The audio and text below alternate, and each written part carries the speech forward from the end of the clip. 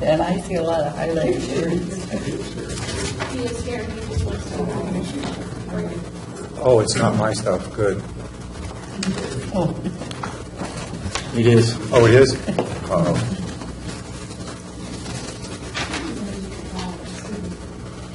Why don't we just go ahead and get started, and if the mayor gets here, he can take over. Yeah. very fun. Good. So, Mr. Hawker.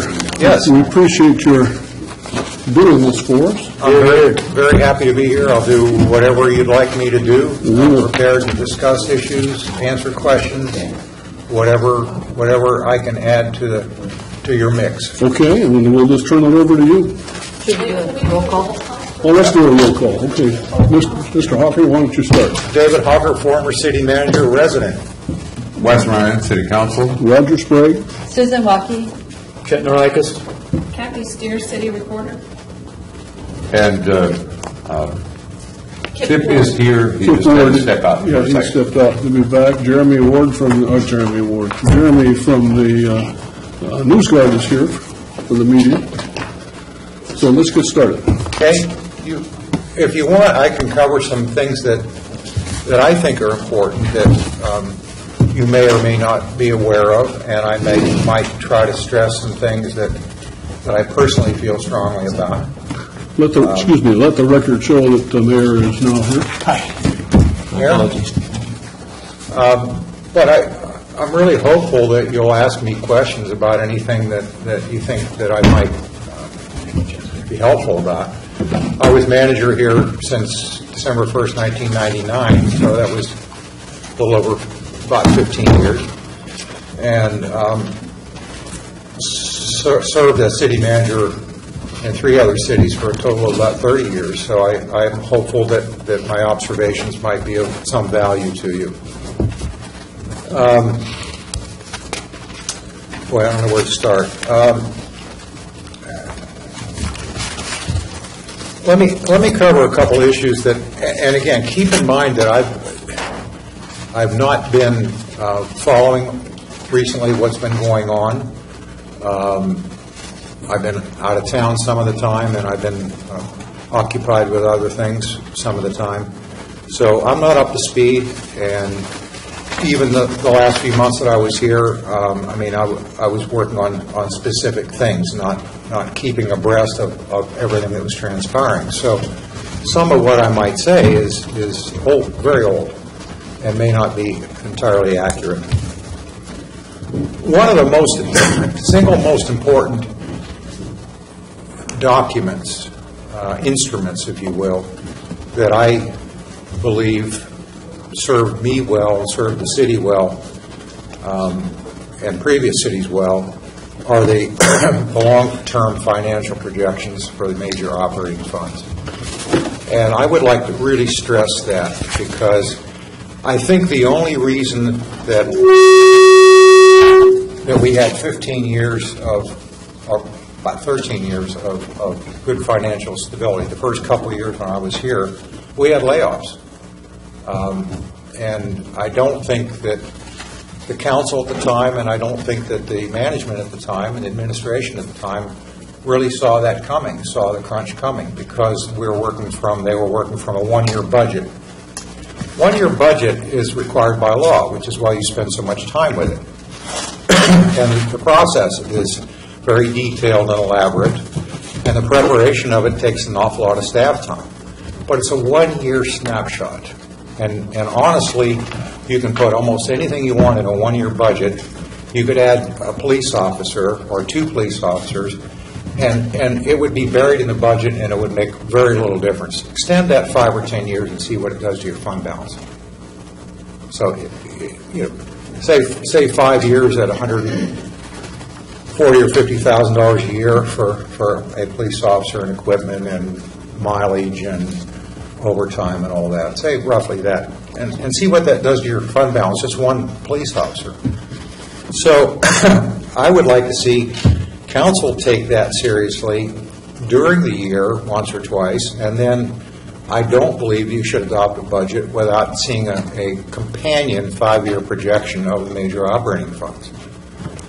I went through this with tell you how important it was.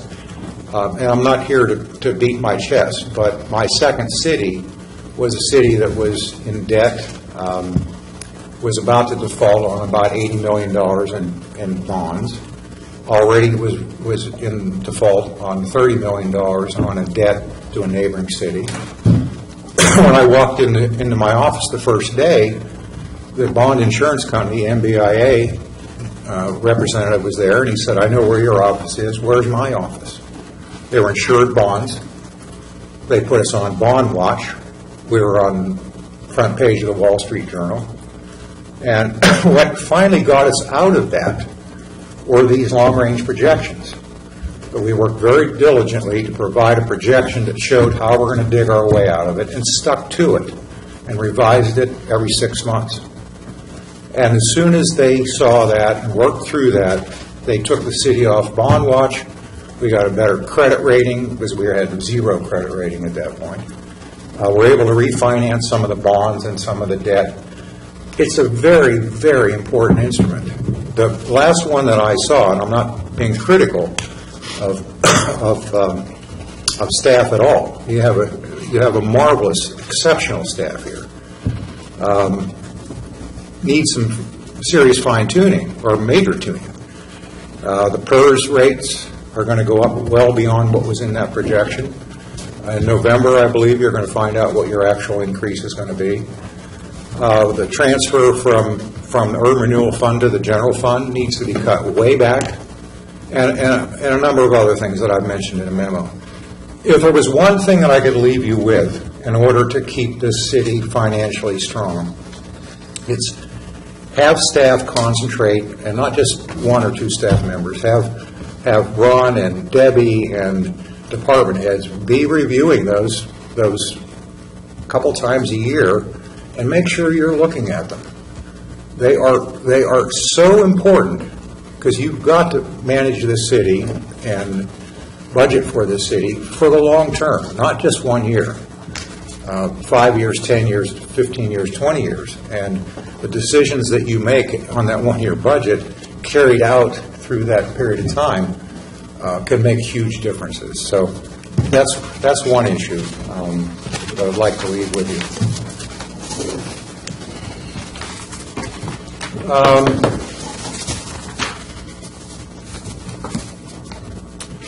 I think street funding is an issue that can't be ignored. If it is ignored, you've made a decision. And as I look through the projection on street funding, you have about $400,000 or $500,000 a year to spend on capital, and that includes street overlays. It includes any improvements that you want to do, the transportation plan, and ADA. The ADA deficit that you face just on sidewalks alone is nearly $3 million. So street funding will not be adequate to maintain condition and yet alone do any improvements to, if you do your ADA and spend whatever you can on maintaining condition, it will not keep the current level of condition. Simple math. If you need it, get the number of square yards of asphalt, figure out what the useful life is. It's about 20 years.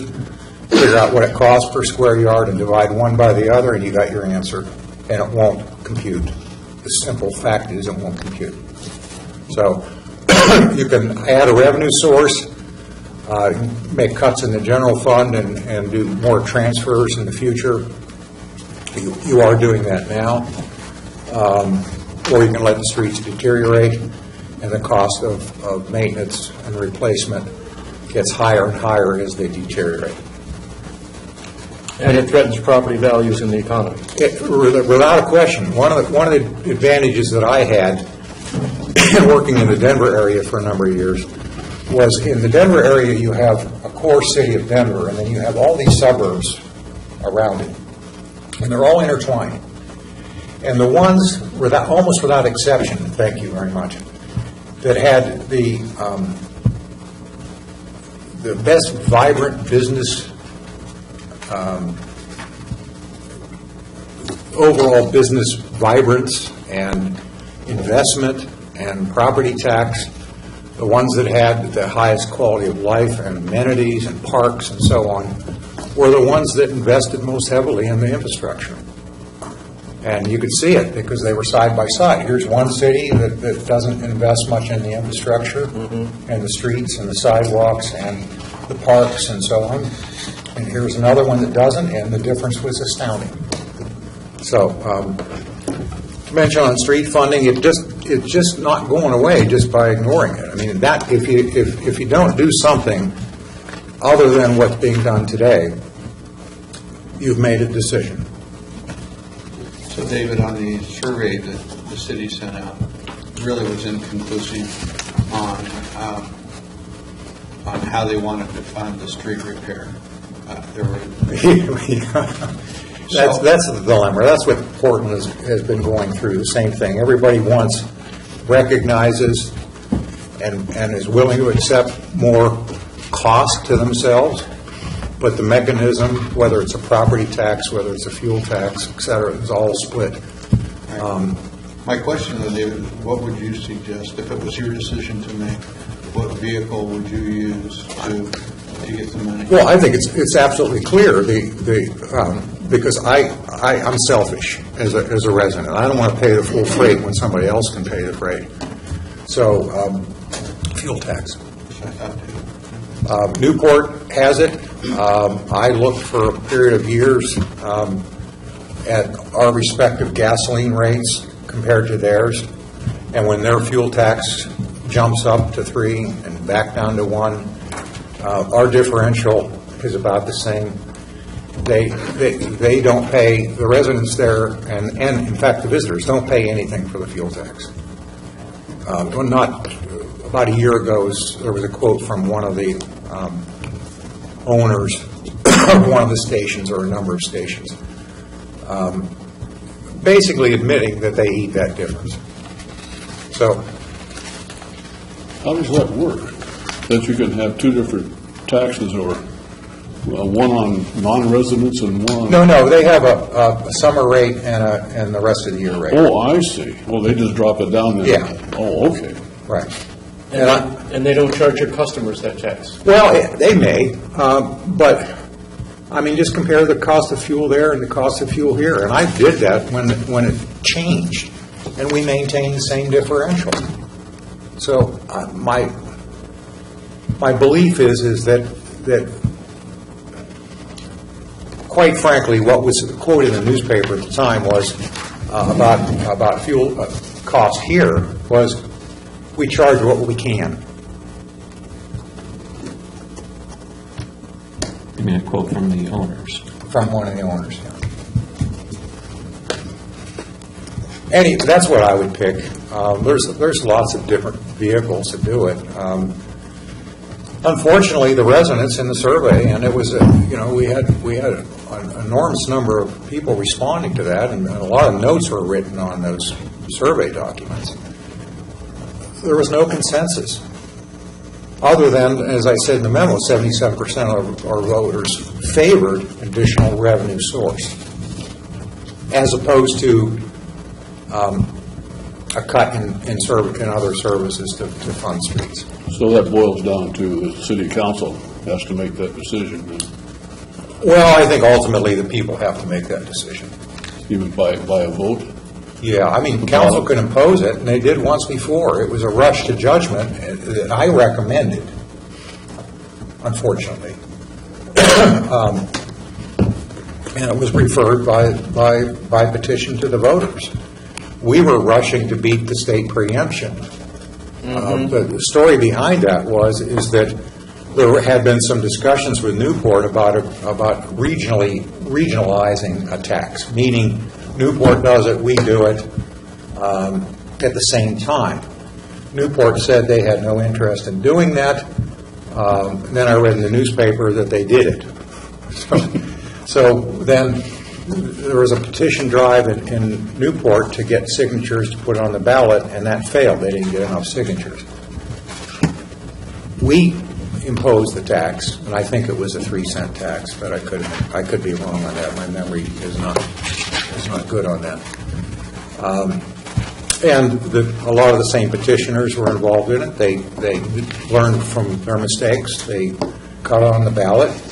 The city typically had its hands tied as to what it could do. It couldn't promote the tax by law.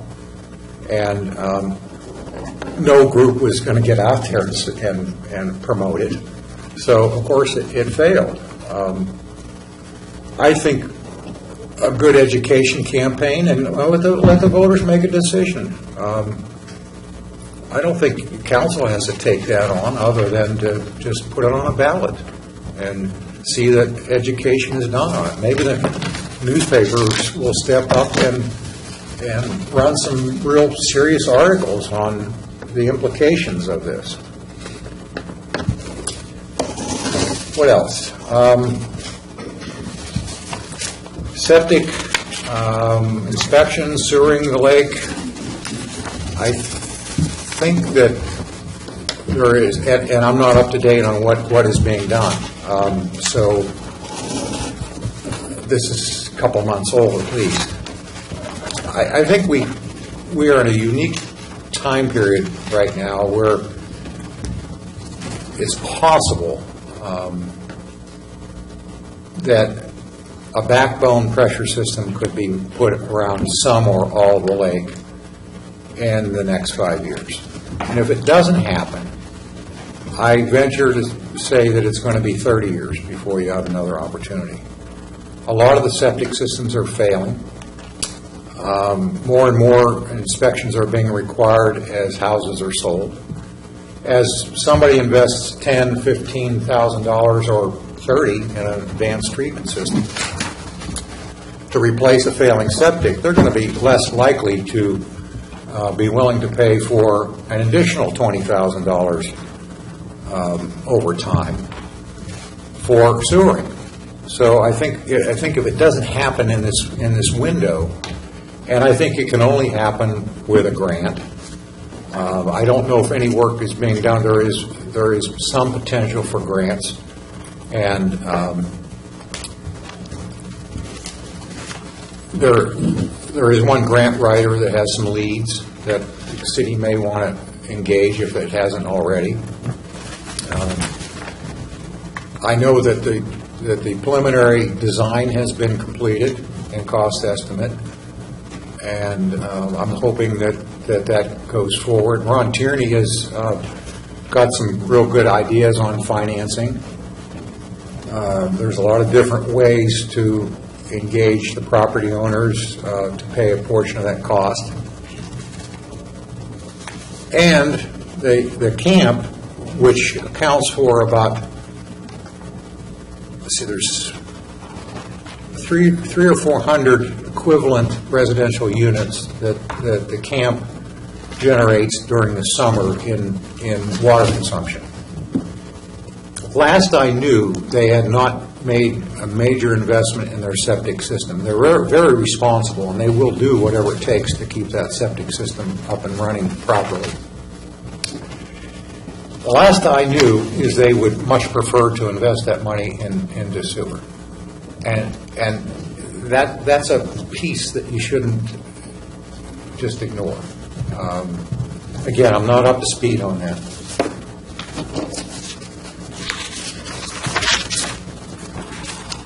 Police building, don't forget about the police building. It's going to have to be replaced sooner or later. Again, Tierney's got an idea of how that can be funded, and it's a major investment.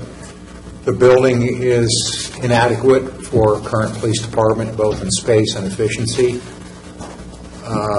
It's something that needs to be part of your planning if it's not already.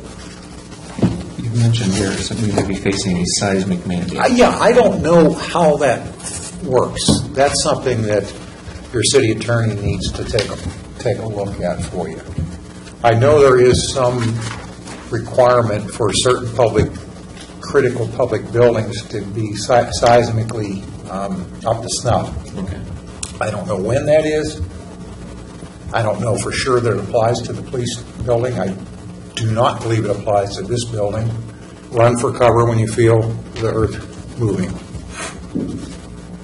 But I think it very well may apply to the police building. So, And if it does, that means... Figure out what the date is when the compliance is due. Again, I'm just mentioning that. I'm not sure of it. Is this under a FEMA mandate? No, it's a state. I believe it's a state. Does anybody know the answer to that? What is the question? Mandate for seismic upgrade for the police building? Okay.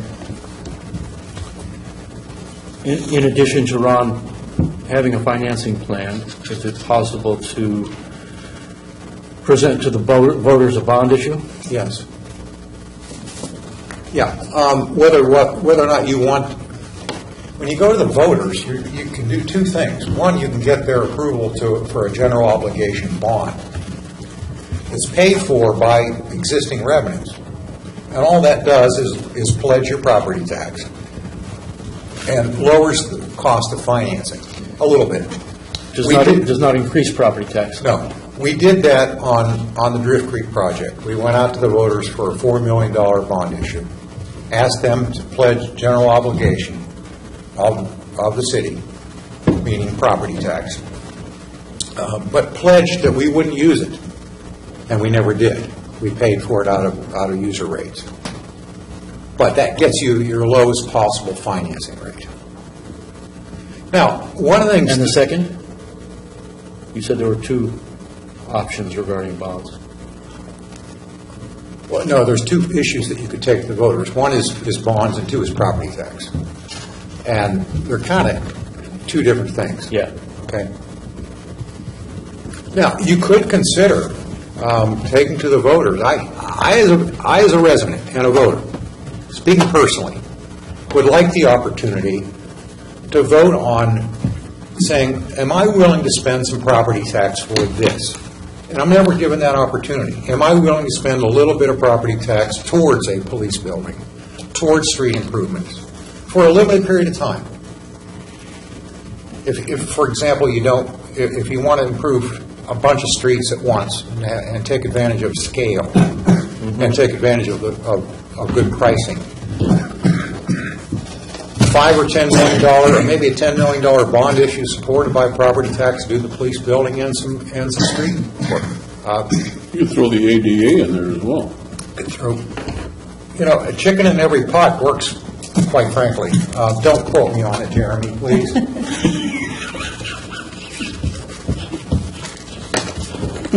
I can only ask.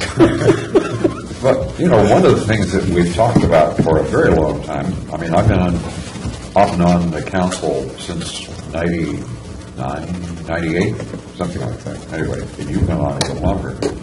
But we have been talking since at least 2000 about the need to upgrade that Silly Police Department building. Not just upgrade, I shouldn't say upgrade, to replace it. That it was inadequate then, that we've done some, slapping some cosmetic on the pig, but we really haven't done anything to it. And I agree totally that we need to have a plan and do something with it. Same way with sewering the lake. I think that's something that should have been done 20 years ago. We have the technology, the costs have come down. I think it's time that we talk to people and said, hey, let's do this, and how do we pay for it? The police building, about 2 or 3 years ago, we had a consultant who has done a number of police buildings come in and look at our size of our department, our needs, a reasonable amount of growth, develop a concept design, just not that it's going to look like that or whatever, to see if it would fit on the site, which it does, to come up with a cost estimate and some space, and then so much per square foot into it provides a cost estimate. So that stage has already been done. The next step really is financing. I mean, you don't want to go to final design because if you can't fund it, that design sits and it's antiquated, and a year or two later you have to redo it. So you don't want to do anything until you have a financial plan that's going to work. And I'm hesitant to say this because it's going to sound like there's too much entitlement to city employees, which I don't believe there is. Having a nice facility helps in recruiting and retaining employees. Having a nice environment to work in is important to the generations that you're going to be looking at attracting and keeping. And maybe that's always been true. I don't know. You have generally really nice facilities. That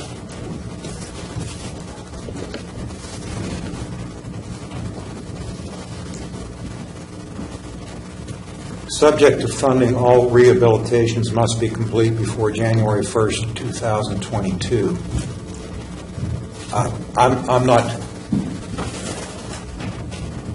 not positive that this applies or doesn't apply without having somebody look at that more closely. But assuming that's true, time's moving. 7 years. Is that in reference to the seismic mandate? Yeah, as far as seismic requirements are concerned, the ORS does have language stating that if a law enforcement agency is occupying a building that poses an undue risk to life during a seismic event, such agency shall develop a plan for seismic rehabilitation. Subject to funding, all rehabilitations must be complete before January 1st, 2022. Assuming that's still law and assuming that's accurate. That's just somebody's words. And David, so this doesn't, if I'm going off track, pulling back in. Sure. With the police building and the size we have, I know that we have certain limitations with the number of cells we have and how many people we can hold. Does that change as we grow a building, or do our requirements change between a city police force and a county and what we would be required to do or offer? Well, the requirements were, I mean, other than seismic, the requirements have more to do with very specific things, how you handle evidence and how you store evidence, and how long you keep evidence. Some of that is like 75 years. Mm-hmm. Okay, so there's that defines some spaces. By and large, by law, the space you're making available for police officers is not defined by law. It's the things like how the cells, the holding cells. We don't have prison. We just have temporary holding cells. What they're like, what the facilities in them are, how often they're monitored, how long you can keep somebody in them, things like that. There's very specific requirements for certain aspects of the building, not overall. Am I getting close to the question? Yeah, I believe so. And then, I'm sorry, this may be a topic for later, though, is so if we can only hold prisoners for a certain amount of time and then they have to be transferred to county or state? Yeah. Okay, and that can never change. So we couldn't enlarge a facility as, and I hate to say it's out crass, but as a revenue source to. I think you could get in the prison business. Uh-huh. I certainly wouldn't recommend it. Right. Okay. All right. Thank you. We used to do a little bit of that before we got the new police station, didn't we? I don't know. I thought we had some jail cells. Well, we have two holding cells. Not just the holding cells. We were holding people longer than what's prescribed now. Let's not talk about that. Okay. All right. Thank you. Or that was a rumor, at least. That might have been a rumor, yeah. So, I don't know the answer to that. I'm sorry. I was being flippant. So, if someone's in jail and we have a seismic event, do we have a way to get them out of jail? You know, that's a question you need to ask your police chief. They've got a key, and I guess they let them out. I mean, I just wondered if they had a plan. I don't have any idea. I would assume they would, just like a fire plan or anything like that. If there isn't, there should be. That building, by the way, is not seismically stable. I do tell you that. We had it reviewed, and there are some improvements that could be made to make it more seismically stable. But as to meeting any current standard, it's not going to happen. So anyway, I'm just saying, don't ignore the police building, and time may be marching on that one. So, David, I have a question about the concept design. Would that be in the same location, so we would have to relocate for a period of time? it would be in the front parking area. Then the building would be removed, and the parking would be behind the building. Now, while we're on that piece of land, be a little careful. Sandy Gruber can provide more information on this, but that land, as well as the city shop, sits on property that was dedicated to the city with a deed restriction. And I don't remember exactly what that deed restriction said, but there was the vast majority of it needs to be open space. And you don't want to violate that deed restriction. So every once in a while, somebody comes forward and wants to buy a piece of that land that borders one of the streets, and you really can't do that. And there's only so much of that land that you can use. And honestly, the topography of most of it is such that you would leave it in open space anyway. But there's some of it that could be sold.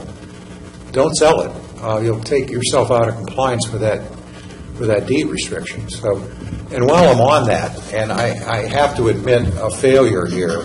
And in the 15 years I was here, we started off with the open space bond issue of I think it was $3 million, and bought first the Rose property, which now is the Agnes Creek open space, and then bought a whole bunch of other properties over that 15-year period of time.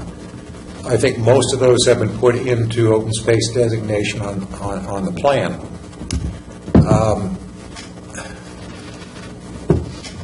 There are, I believe, two exceptions, partial exceptions to that are documented in old memos of mine, but I never took them in ordinance form or resolution form to let me go over the two. One is when we bought the Rose property, now the Agnes Creek open space property, some of the funding came out of, well, indirectly came out of streets, so that we could put land into the 101 widening, which we did. We donated to ODOT and was counted as part matching funds, if you will. And then also, there's a real bad loop, if you will, in Bard Road. So there was enough of the open space land to straighten that out. And that's never been memorialized other than in a memo from me to council that was more or less agreed to in a city council meeting, but was never put in law, if you will. And you can't just sell open space land or convert it to another use. It's restricted by the voters, by that bond issue. The other piece, we acquired 3 or 4 lots, big lots, just north of Kiers's Park, and I think some of that funding was either from the Unbonded Assessment Fund or Affordable Housing Fund, one of the funds, because we wanted to have the opportunity to do something else with that land other than just, so a small part of that could be, I believe, used for other purposes, or it could be sold or whatever. And other than that, I think all the other open space is pretty much protected as is. That means if you want to put a street through it, you can't. If power company wants an easement through it, they can't have it unless presumably the courts rule that they can. So the open space is in perpetuity. It's protected, and it should be. Most of it is not delineated, meaning the boundaries aren't well established, and you will have, over time, conflicts with neighbors as to where the boundary is and whose tree fell on who, and so on. And it would be nice over time to survey one of those at a time and put some stakes in around them.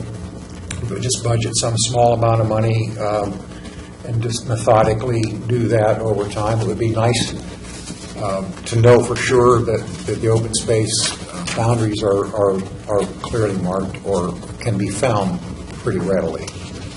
Most of them were never surveyed. The adjoining properties may have been surveyed, so it might not be that difficult for a survey to reestablish them.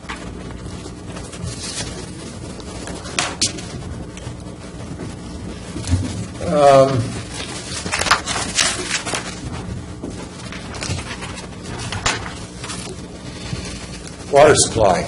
This is really hard for me to ask you to think about because we have no immediate issues with the availability of water. All the concentration is and should be on the underground infrastructure that exists, and the city's doing wonderful things. Has over the past 10, 15 years, and is doing so today, and keeping that underground infrastructure. This city ought to be really proud of the amount of investment that it's done in water and sewer. It's just phenomenal. That isn't true in most cities, and with the exception of streets, the infrastructure, and maybe the police building, the infrastructure is continues to improve. The useful life continues to get longer and longer and longer over the years. I was at the Go Green conference yesterday in Portland, and I did bring that up, and I got a round of applause. Yeah, it's wonderful. I mean, it's fantastic. And you think about it, what is this city without an adequate, safe water supply? Can you think of a more important service than that? There isn't a city without that. So the water supply, when I'm talking about raw water, availability of water, up until this spring when I was no longer manager but working for Ron, one of the projects I was working on was, at what point do we need more water? Knowing that that's a huge, huge undertaking that can take 20 or 30 years to put a new water source online. And so, if you're going to run out in 15 years and it takes 20 to 30 years to put a new source online, you better get started. So past projections all showed us having, with the Drift Creek project that we did. And let me just kind of remind you, if you don't know, inform you about what our water supply is. Primary source of water, the only source of water that we use today, is Schooner Creek. We determined that was good for about 15 or 20 years, about 10, 14 years ago. And so we knew long run we needed more water. Well, we essentially bought water from Kernville, Glen Eden Beach, Lincoln Beach, who had excess water rights. We were the first city in the state to actually go out and offer a whole bunch of money for some water, which we offered $1.25 million for 1.5 cubic feet per second of water. And negotiations on that took a couple of years, and then we went to the voters with a way to pay for that and put it online. Drift Creek and Schooner Creek are separated by over a mile, and so we had to build a pump station and a diversion structure and a pipeline to connect the Drift Creek project to the water treatment plant at Schooner Creek. We also owned at the time Gordy Creek water right, which was used to supply Taft, and when it was a gravity system, and or it was a Cutler City. I'm sorry, I may be confused on that. It was upstream so far that we really couldn't use it. But when we had this pipeline and pumping station to connect Drift Creek, we could let the water go in Drift Creek and pull it out downstream, put it in the pump station. So that project gave us the right to use 1 CFS of Gordy Creek that we already owned. Now, we can't take out more than goes into Drift Creek, so it has to be gauged up at Drift Creek, and then we can take that much out at the bottom. And then we got an emergency right, two emergency rights from Kernville Huntington Beach, Lincoln Beach. One was a summertime right. If they don't need it and we have severe drought and blah, blah, blah, blah, we can use it. And then there's a winter right in case we got a contamination of Schooner Creek. Somebody dumps a tanker full of diesel in Schooner Creek, for example, or they overspray it with a bad herbicide or insecticide, whatever. Or there's a major landslide that cuts off the supply. Then in the winter, we can also use Drift Creek up to 6 CFS, which is more than we'd ever need in the winter. So that's our water supply system. The current projection is that I did this spring is we probably have enough water for 30 years. And I say probably. The gauging of these streams is inaccurate by definition. Because they're direct flow streams and they're fish-bearing streams, you can't build a structure that allows you to accurately gauge the amount of water coming through it. What's commonly used is what's called a partial, P-H-A-R-S-H-A-L-L, flume, which is like a little dam with a notch in it. And how high the water is in that notch tells you exactly how much water is flowing through it. We can't do that. So you cross-section the stream bed, you measure the velocity of the water and the depth of the water, and you calculate roughly how much water is passing. Well, that stream bed is changing all the time and so on. So it's an inaccurate measurement. So when I say we probably have enough water for 30 years, that's based on how much water is coming, we think is coming downstream when it's dry. Thought this year was going to be a dry year. Sure looked like a dry year. I mean, there was no rain. How could it not be a dry year? But keep in mind that in July, August, September, all the water in that stream, none of it's coming from rain directly. It's all coming from springs. There's no rainwater coming into that. Any little sprinkle that we get during that period of time just gets soaked up by the ground. So it's all spring fed. So what's the recharge time of those springs? We don't know that. Is it 6 months, a year, 3 years, 5 years, 10 years?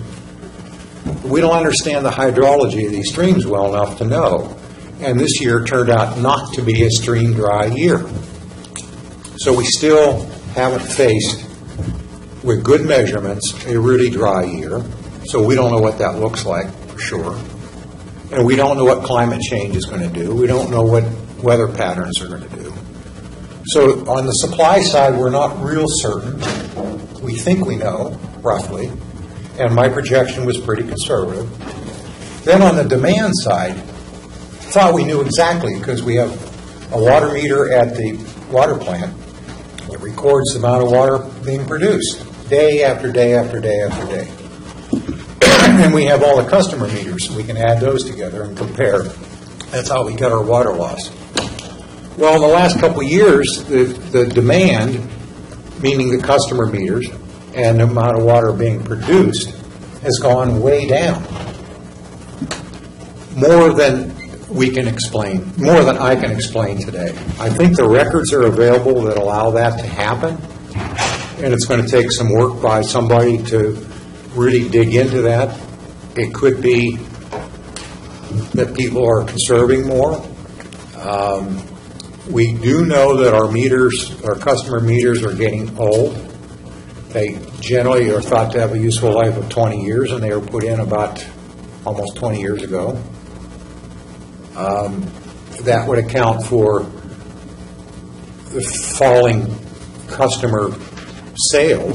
Now, revenue hasn't fallen because we include so much in the base, if you will. It becomes pretty stable, and we keep increasing rates.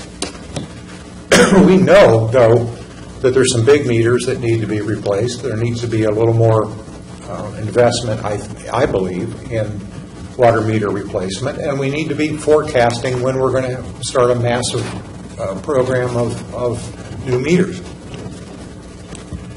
Anyway, there's an anomaly here that I can't explain, and that's why has production and demand gone down as much as it has in the last couple of years. I can't explain it.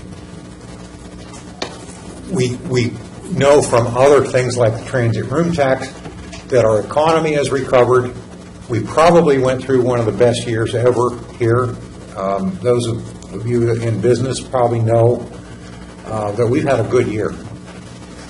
We had a good spring, we had a mild winter, we had a great summer, we had a lot of traffic, transit room tax is way up. That means water consumption should be up, and it's not. So I can't explain that, and it needs explained before we can rely on this information. So if we need more water, I can't conceive of how that's going to happen. The Rocky Creek project, which we're no longer in, that we were in for a while with Newport, they pulled the plug on it and then they got back into it. Our share of that project was $50 million. Who's going to pay $50 million? So, according to law, that can be an SDC on new development. So, you ask a single-family home, an SDC of $20,000, how many homes are you going to build for just water? So, you can't do that. That means the existing customers have to pay that. Desalination is equally expensive and equally difficult to permit. You think, well, that's not a problem to permit, and nobody would object to that. Well, it's very difficult to permit those plants. You have to have an ocean outfall that goes way out in the ocean, and you have to disperse the salt, the brine that comes out of that enough so that you're not harming fish, and so on and so on. You can add more treated water storage to help out a little bit, but you've got to use that water, and we right now have about as much treated water storage as we can cycle through the system. You get a lot more, and you can't cycle it through the system without more pumps and so on. It gets it gets pretty pricey to do that. And it gets stale if you don't. It gets stale, yeah. So this is not anything urgent, but I bring it up because I think as a city, we're not managing for the next quarter. We're not managing for the current year or the stockholders this year. We're managing forever, essentially. We're managing out till ultimate build out of this community, whether that's 20 years, 40 years, 50 years, whatever that is. And because the lead time for water takes so very long, it's something to keep your eyes on. The water master plan is due for an upgrade, and I assume that some of that work is either being done or will be done in the near future. And speaking of that, water master plan update, parks master plan update, comprehensive plan update, and so on and so on, street transportation system plan. I'm not particularly proud of my management of updates to those plans. I, in hindsight, wish that I would have had each department that was responsible for one of those come up with a very specific timetable. They almost all involve consultants, and consultants kind of want to kick the can down the road and take longer and longer, and they end up with extras and so on. I think the way to prevent that is to have good timetables, make people stick to them or revise them if you can't stick to them, and keep them on the front burner. Keep the plan for each of these on the front burner. Come up if there's not a timetable for these comp plan revisions, have those developed over time and reviewed periodically. And I'm sure Ron is looking at this, and I'm not here to steal his thunder. These are reflections from mostly the past, not the present. I had a couple of questions for you. So Schooner Creek is spring-fed? Well, it's spring-fed in the dry period. And we don't understand the hydrology of how that works. Could it be could it be possible that that spring system could collapse No. after 2 years? No, Okay. no. Those are geologic and, no. I mean, I assume somehow they have to be replenished. Well, I mean, it's all precipitation that replenishes them. The question is, how long does it take for that precipitation to seep into the aquifer? Each of the springs has a mini aquifer, a layer of sand or something that's permeable. And in one city I had, they did tracers on it and found that the springs, the primary springs, were a 10-year recycle time. I doubt very much if they're that long here, but I don't know that. So a good hydrologist could probably take rainfall records and I tried at one point to get a correlation between rainfall and creek flow. Right. I couldn't do it. My next question is, in 1955 or 56, before you were just leaving, they put from Schooner Creek, when we got Schooner Creek as a source, they put a steel or a metal pipe. They had a wooden pipe initially. Wooden when they switched, but went to metal. Right, went to a 12-inch steel. Steel, that's right. Right. That was, I know a project that you were working on is that was leaking a lot of water, and in fact it was leaking treated water back into Schooner Creek. Right. We've got habitat. I know you're working on it. I don't have any yet the extent of my knowledge. I was hoping you could update us on that. Well, I can update you as of a few months ago. About half that had been, the actual steel line went from the water treatment plant way up, okay, well past any customers. Now, when they built the water treatment plant in 1982, and I think it was a serious mistake at the time, but they converted that old steel line to a domestic line that was fed from the water treatment plant and allowed about 7 customers to hook onto it, or to stay hooked onto it. They probably were hooked on and got raw water from it. And some of those had long-term rights. At least one had long-term rights to that. And I think there's 7 customers. Half, the section above the last customer, which is about 1.5 miles from the plant, is discontinued. It's in the ground, but it serves no function. It doesn't do anything. That 1.5 miles, of that, about half of it's been replaced with a 4-inch line. The other half, and it's being done by city crews, as time permits. And it's an efficient way to do it because they do get occasional dead time where they can run out there and put in a couple hundred feet, whatever. So it's a good rainy day project for the crew. And once they put that other half of it in, it's all history. Those customers are paying a premium for their water. I think all but one, who gets free water. There's also a similar situation, not with an old pipe, but a similar situation on Drift Creek with customers that are getting free water and using huge amounts of water, treated water. Once Schooner Creek was all done and taken care of, my plan was to move on and take a serious look at what's going on in Drift Creek and make sure that everything's the way it should be there and nobody's taking advantage of old agreements and so on, okay? And that the leaks are taken care of because it's a long line outside the city, and we have no legal obligation to serve outside the city except by old agreements. And the ones on Schooner Creek dated back to the water district, who signed these agreements giving away free water in exchange for an easement.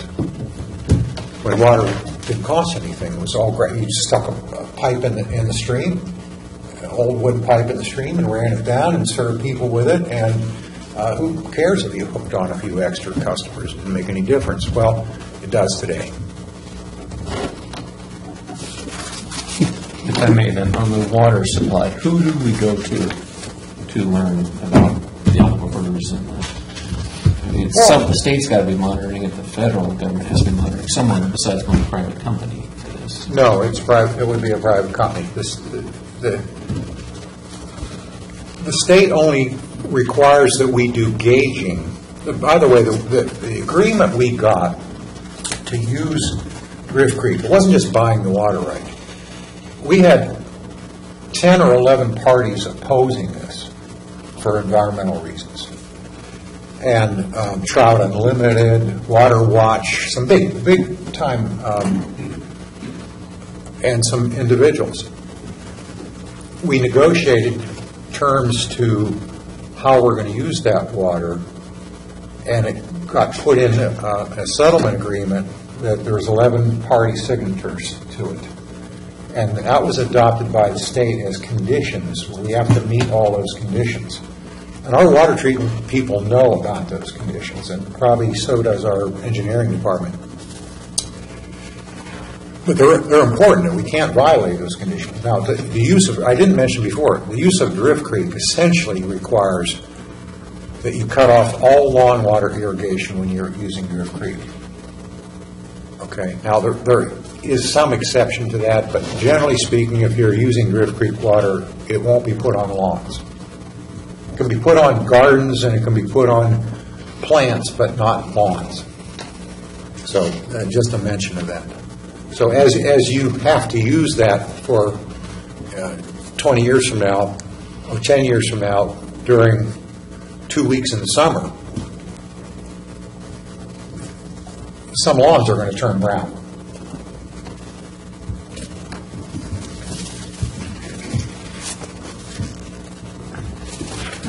ADA, I don't know where that stands. I'm sure that there's being work done on it. I'm almost positive of that. And if you haven't gotten a report on that, I'm sure you will be seeing something on it before too long. The company from California that did the inventory I believe they put a rough price tag on the improvements that were needed that they found, and that was just about $9 million. You have a legal responsibility to make those corrections over a reasonable period of time. I think that's thought to be something like 20 years. And I don't think that includes ODOT.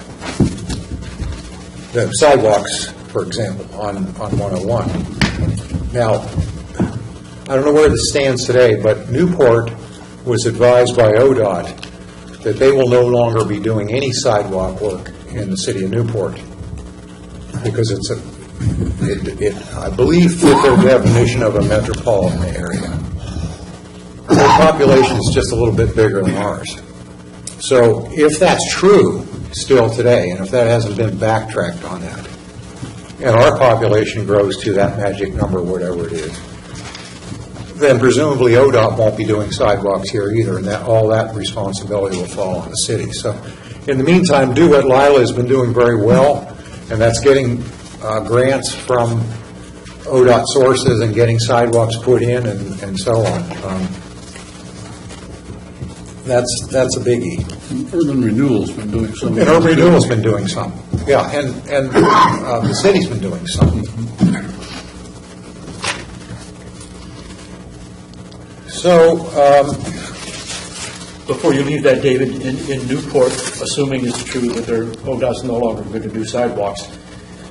And I don't know if that's stuck. That was something they were informed of, and I don't know if it's being. I don't know if it came from an ORS or from an ODOT rule or from the commission, or I just don't know. Can I presume it's only along 101 that Yes. should be responsible for sidewalks? Right. The economy. Biggest single problem that I'm aware of in Lincoln City has been for forever is the seasonality of our economy. And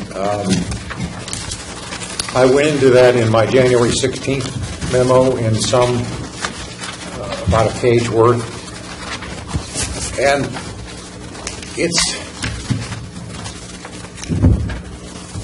maybe it's hard to see the forest for the trees, because we live here and work here. Some of us work here. And we maybe tend to accept what we see as normal. Well, folks, it is not normal. What we have here is the seasonality of this economy. The first economic consultant that we got, Tom Hudson, which was back when we did Southwest 51st Street, that we hired a consultant to do the design, and also a separate consultant to take a look at our economy and how the improvements could interact with the economy.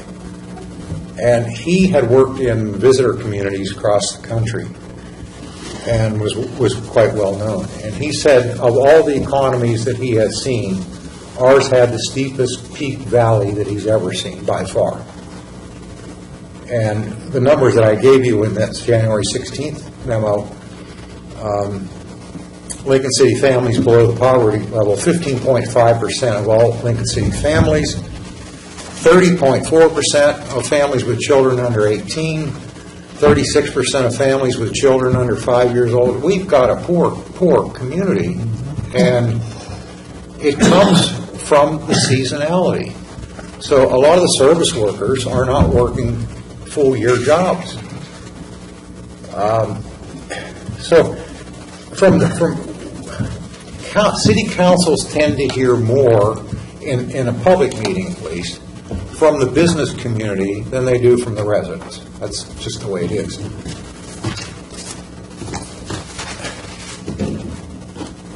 And what you'll hear from businesses, or what you have heard from businesses, is things like, if we don't make it in the summer, we don't make it.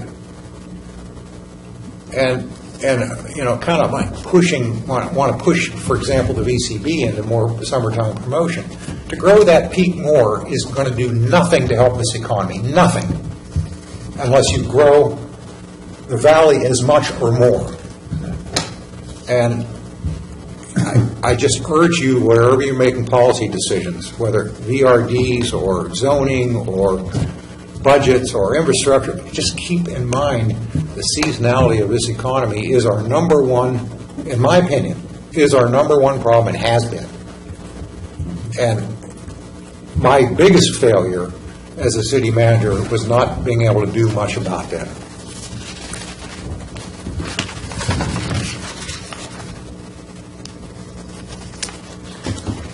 Speaking of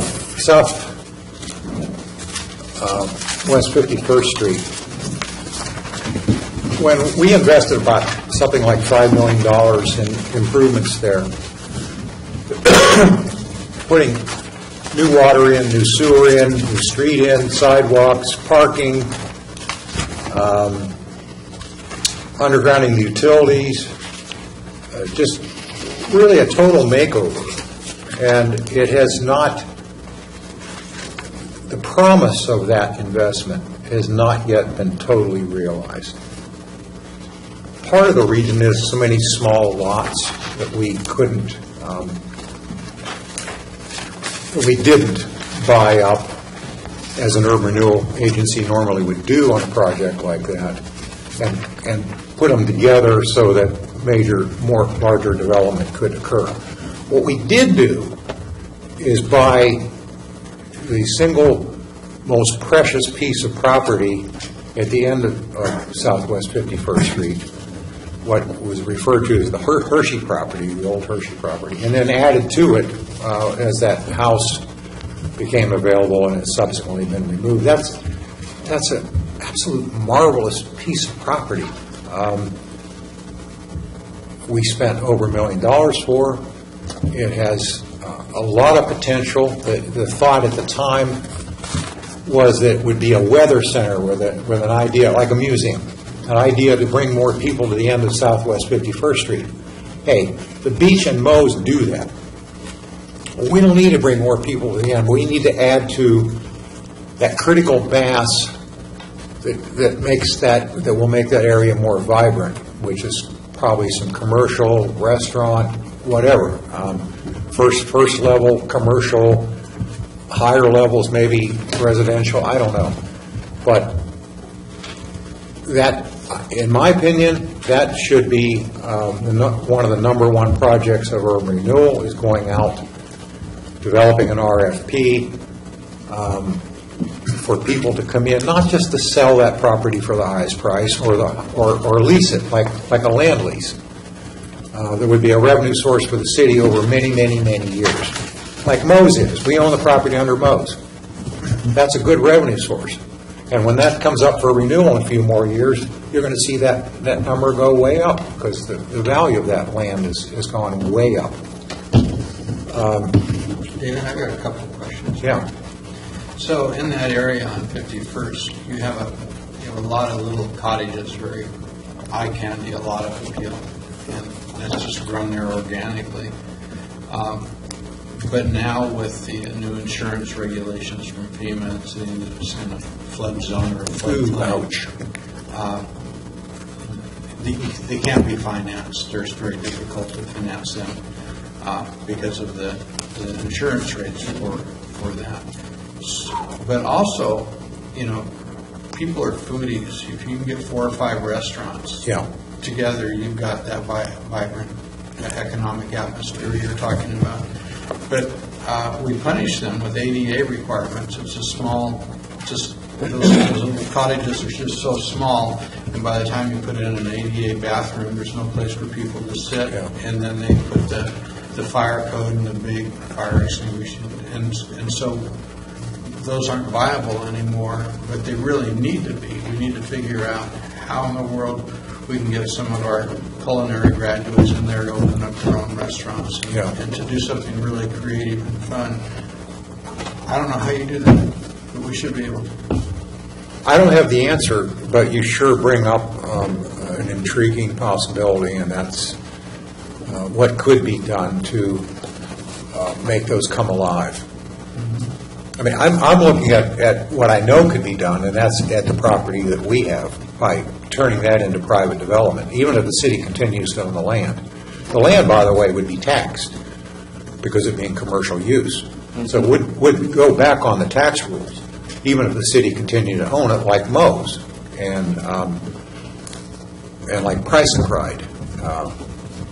And those become, and over time, keep in mind that over time the property tax will not pace our local inflation.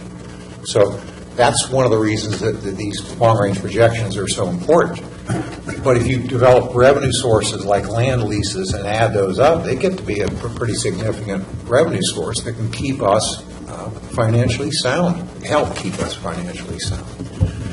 You bring up a wonderful thing, and somebody needs to look at that very hard. It's certainly outside of my area, but you got one guy here that can do, that would be a real good start, and that's Kurt Olson in Urban Renewal. He was my imagination, and he's very good at finding solutions to things like that. On that, were you finished yet?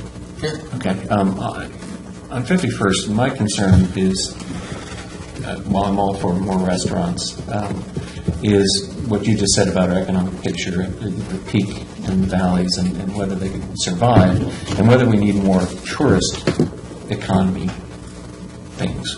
Has any governmental agency ever approached the city about that, say, like NOAA has done in Newport, or the Coast Guard, or OHSU, not OHSU, OSU, and the like, and talk about developing a dock, a dredging operation, something to start making that ocean, that port, viable again for either exploration? No, I tried for a year or two pretty hard to get some agency interested in the bay for a couple of reasons. One is because it's going away, and it will ultimately just be a river through there if something isn't done. My theory is that if the spit were widened slightly and you increase the velocity of the water through there, it'll carry more of the sand out. The federal government, through its policies, and of all the national forest policies that existed in the 40s and 50s and 60s had all this clear cutting in 3 watersheds, and the siltation from that was enormous. And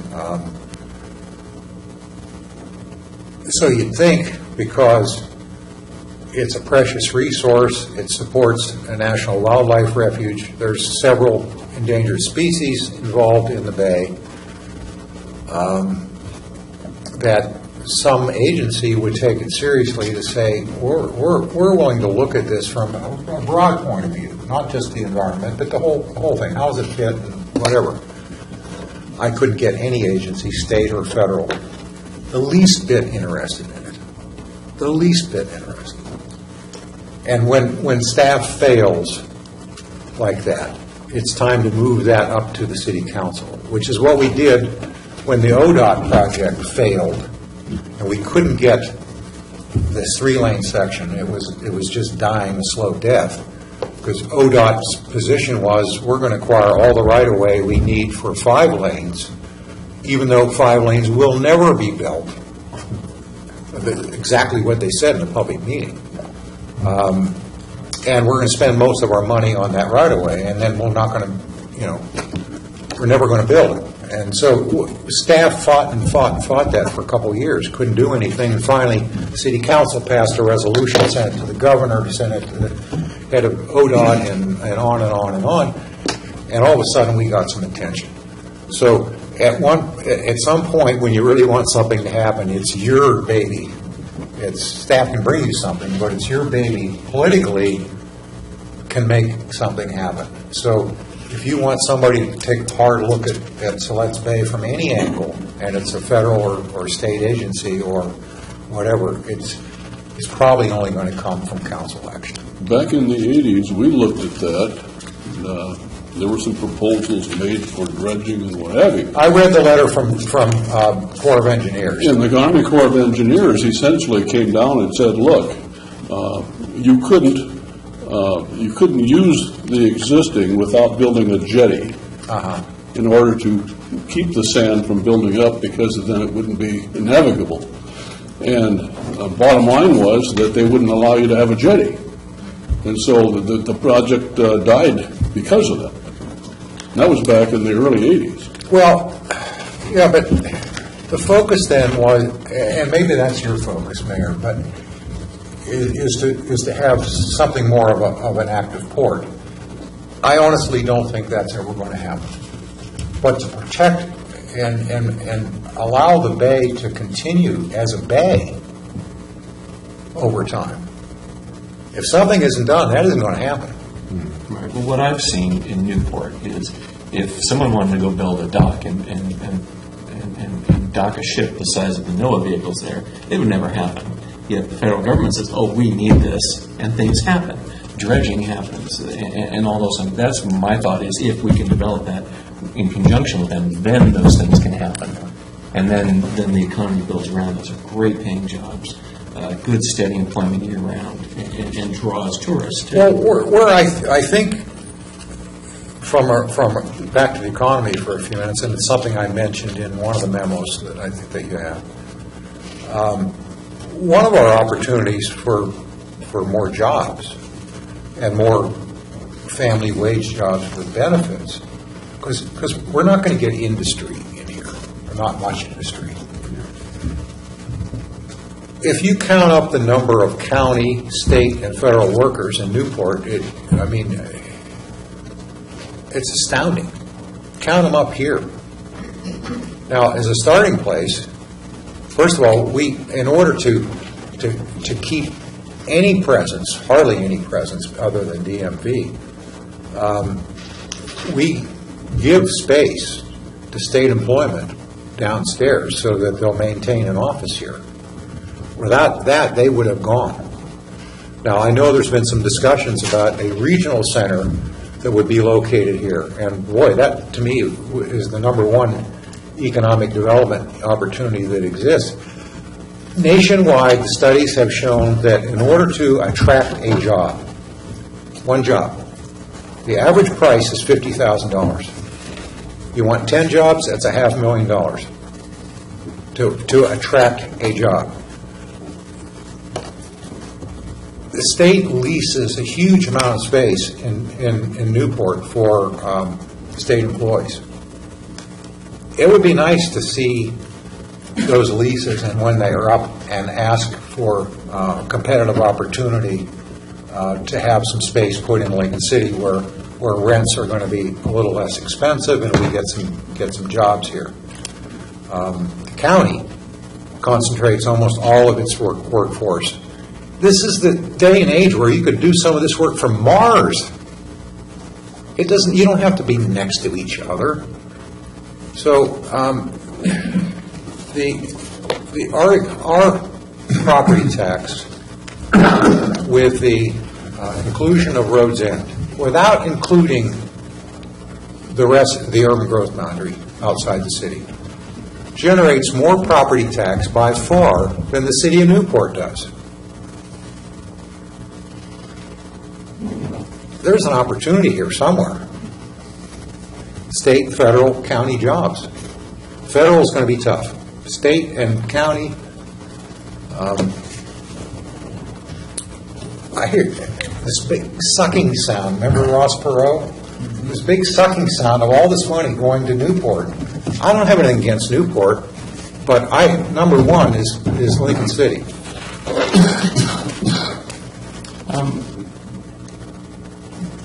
One point that I heard a while ago, and I'm not up to speed on it, is our capacity to handle the fiber optic and things like that, something about a loop that needed to be completed so that if we wanted to upgrade something, say like a call center or things like that, do we have that capacity now? Yeah. We do have that. Yeah, we protested the merger of Embark and CenturyLink, and went to the PUC and the Court of Appeals and so on, and that fiber loop, self-closing fiber loop is in place today. And a couple of milliseconds it will close, and we have as reliable of backbone communications from both COSCOM and CenturyLink, and maybe to a lesser extent Charter. We have the backbone for serving any amount of demand that's going to come in. And that would include electricity? Oh, I think so. Well, I mean, short of a huge power user that some major industry, aluminum smelting, okay. I'm running out of steam, guys. Why don't we just, I could keep doing this for another hour or two, but you've heard enough of me. Why don't you bring up a topic or two that you might think I might have an insight on, and I'll try to deal with something. I mean, you've got my memos, and I've covered more topics than in those memos than I've covered here today. We purchased some land up in our watershed. Yes. From the Forest Service. Right. No. From the county. From the county, right. But the Forest Service controls it. No, not that. No, it's surrounded on four sides by federal land, 1/4 by BLM and 3/4 by U.S. Forest Service. But the Forest Service is now talking about, because of the Wyden bill, of selling that or giving the control of that to the Bureau of Lands. And that would be a catastrophe. And they usually clear cut or would not protect the land. And my concern is, where are we as far as, first of all, the Wyden bill? Is that going through, or? Last I heard, that was like 6 weeks ago or so, it was on hold, but there was intent to reintroduce it. Now, I think the city's on record with a letter from the mayor that I believe went out, and the key to that is making sure that Ron Wyden's staff is very familiar with the very specific problems that bill would create for us. because there were two watersheds in that bill that were protected.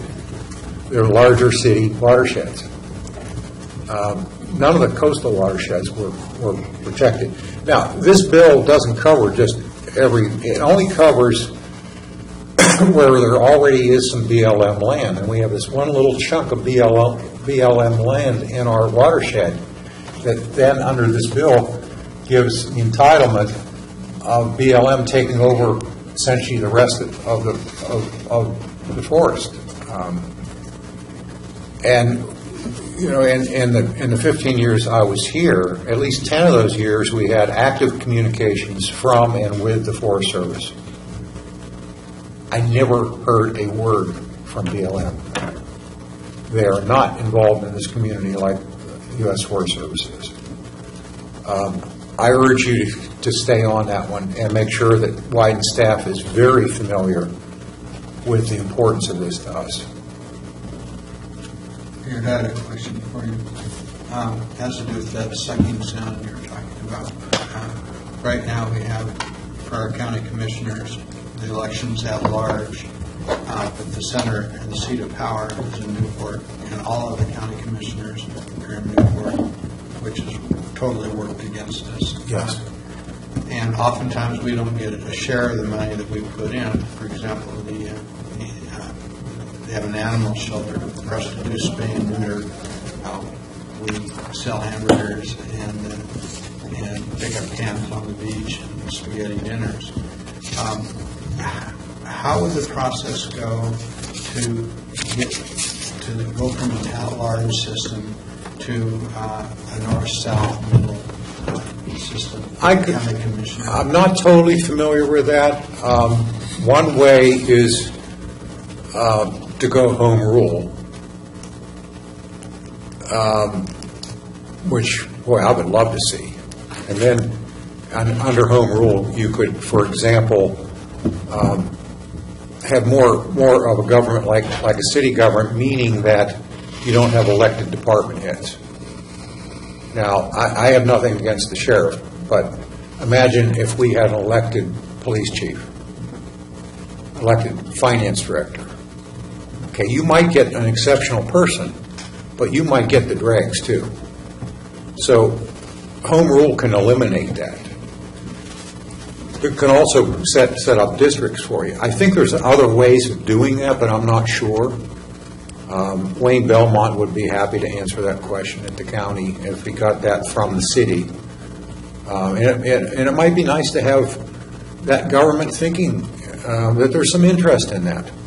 Well, that's the way we were set up. I'm not sure how many years ago it actually got changed to an at-large. But we were set up in districts because a long time ago I ran for county commissioner out of the north end. Okay. So there's obviously another way besides going home rule. Yeah, we've only had one county commissioner, that's Norman McMillan. Yeah. And that was back in the early 80s. Yeah. No, we had another one. No, we didn't. On after Norman. Oh, and after Normal? Yeah. What's the name from Glenny Beach that had the trailer park down? Stewart. Sue Stewart. He was a county commissioner from up here. Actually, he was before. Was he before Norman? Yeah. Are you sure? Yeah. Yeah. I thought it was after. Okay.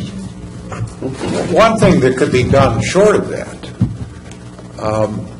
is to, my understanding, I could be wrong on this, and I think Dick Anderson, if he's still in the audience, could answer this question, but my recollection is that the packet for the county meetings comes out at the meeting or after the meeting. So it's hard to, and it's not online, I don't believe. And it would be nice to have a better eye on what's going on at the county government. It would be nice to have somebody sit in on their meetings. I don't think the city can afford to do that, to send somebody to all the meetings. But maybe in conjunction with, I don't know. I could think of some people that could give them a favor. Yeah, it is a problem. It's a Newport-centric thought process that goes on there. And I don't think it's intentional, but the advantages they get, just in transport of prisoners, for example, by our police department and so on. You know, we think of county government like sheriff's department and street department and whatever, as to serve the county outside the cities, and yet most of the revenue comes from the cities. I'm editorializing more than I should. If I might,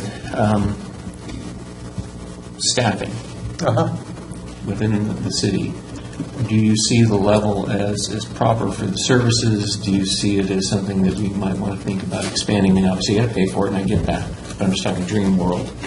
Is there a department that needs more help? Is there a department that should exist that doesn't exist, or any splitting of departments that you might have envisioned that we need to think about?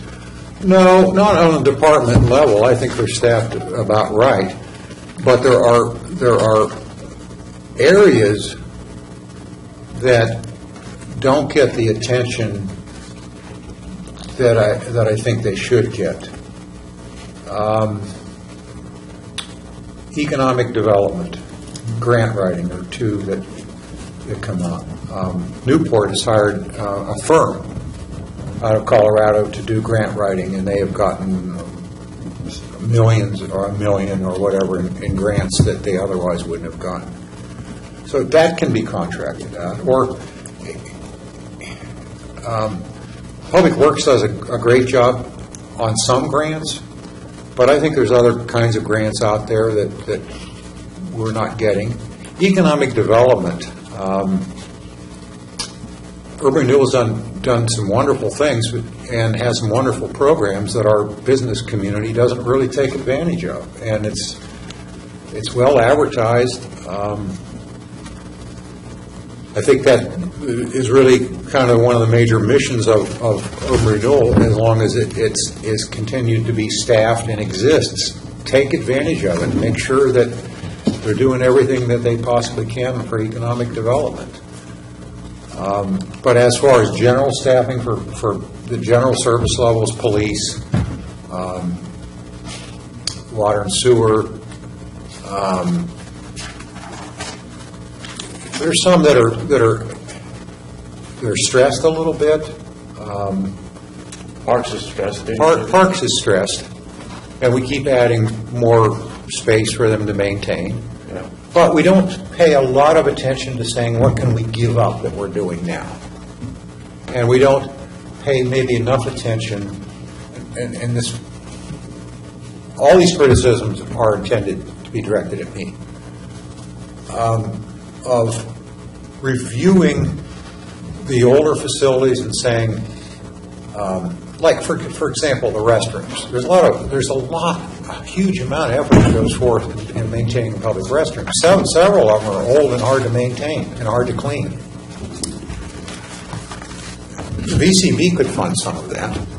They're purely here for tourists. Okay, replace one or two. The one on 50th Street, the one north in Ocean Lake, are both old, and don't put the best foot forward for the city.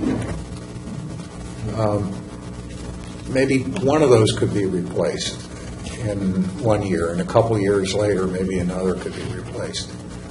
We got this huge infusion of transient room tax from Rhodes End, plus the economy recovered, and I know the county was getting something like about $120,000 in transit room tax from Rhodes End, and I think we're getting $500,000 or $600,000.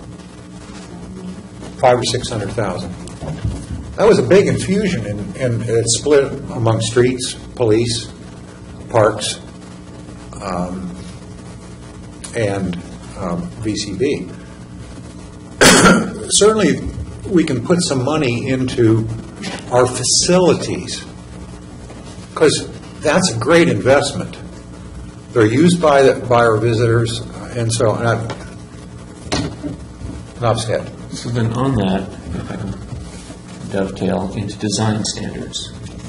What has the history been of, as I drive through the city, we just have this colossal mishmash, and some of it's nice, some of it's horrid. What's been the history, and what did you see as maybe moving it towards kind of in a Sisters model or a Leavenworth model? Well, I think it has to be by district, because every one of our districts is unique, and there was some substantial effort to do that in our planning process when we did Taft, when we did Ocean Lake, Cutler City, and so on.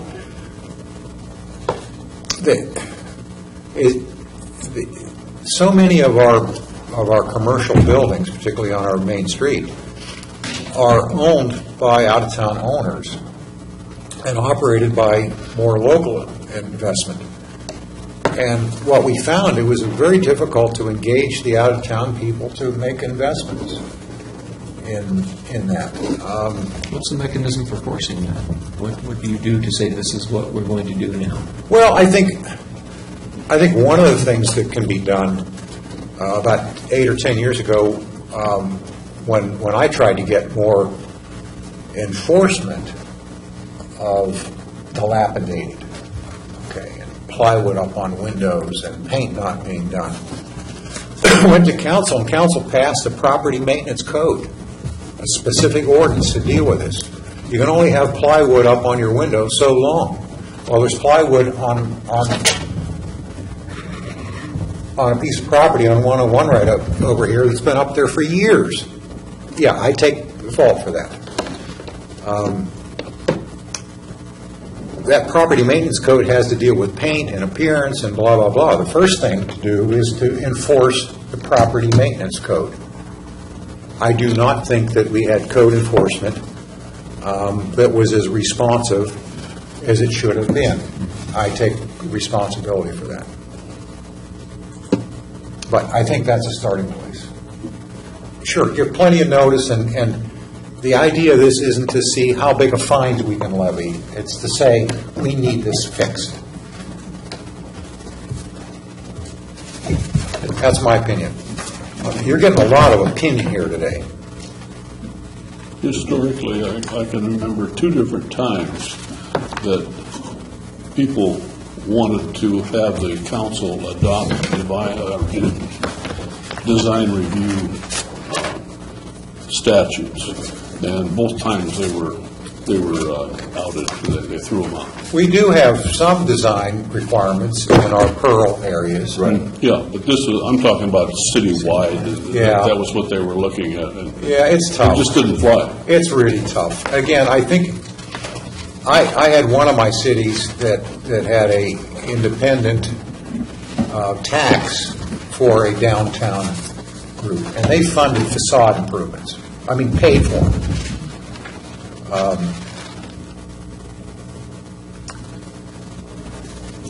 I don't know. That's a really tough number. Where I'd start is in code enforcement, because when you start that, and all of a sudden somebody has to put some money into a place, they might say, geez, I might just rip that thing down and put something decent up. Which is one of the biggest eyesores we had and really hurt Southwest 51st Street was that dilapidated building that's now been bulldozed down. And hopefully on the other side of the street there, the former paint store will get a new tenant at some point, and you'll have a better entrance to that very precious area.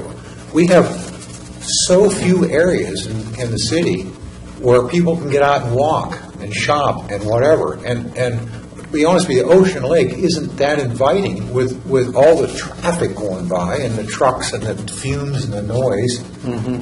Southwest 51st Street is the gem. It's the jewel. I've written about that. Read the Brooks report. Read the memo that I did about it. That is your jewel. That is your gem. Make that come alive. I'm losing my voice, folks. Before it's gone,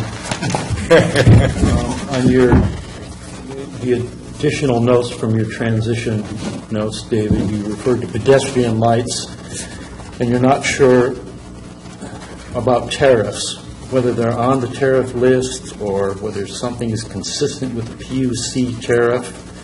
What is the tariff system? The tariff system is what public service companies, like Pacific Power, like Northwest Natural Gas, can charge a customer.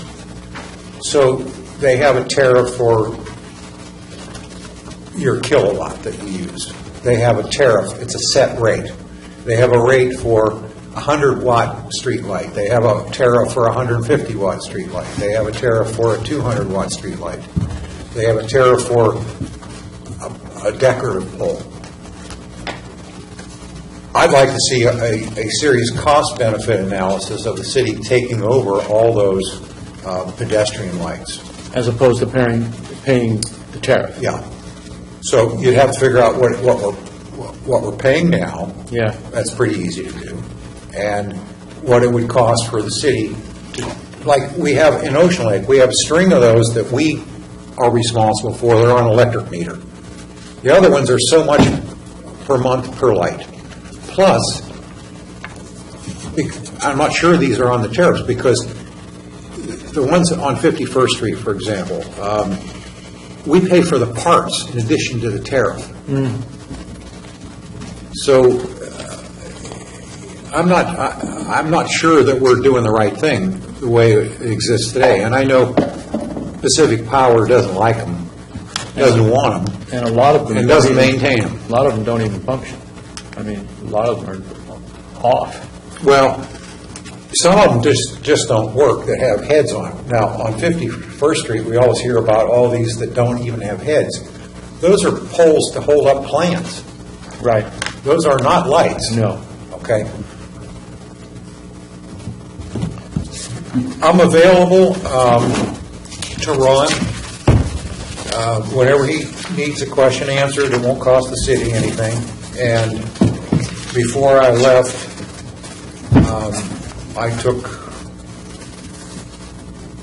something like 1,000 staff reports that I had written and put them in one folder, easy to find.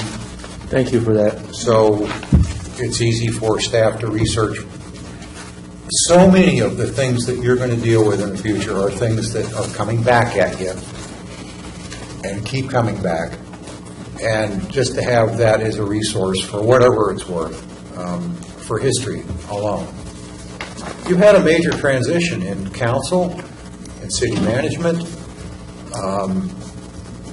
city attorney, and so on. So those resources are there. And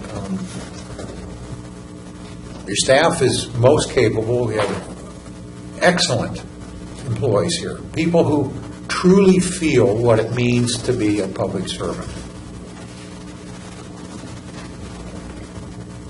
Well, if no any more questions, I do want to say on behalf of council here, thank you so much for your service. It's greatly appreciated, and we're honored that you've been part of this city. Thank you so much. I'll just come over to your house and we'll chill out. All right. We'll wrap. So we are adjourned. We are adjourned.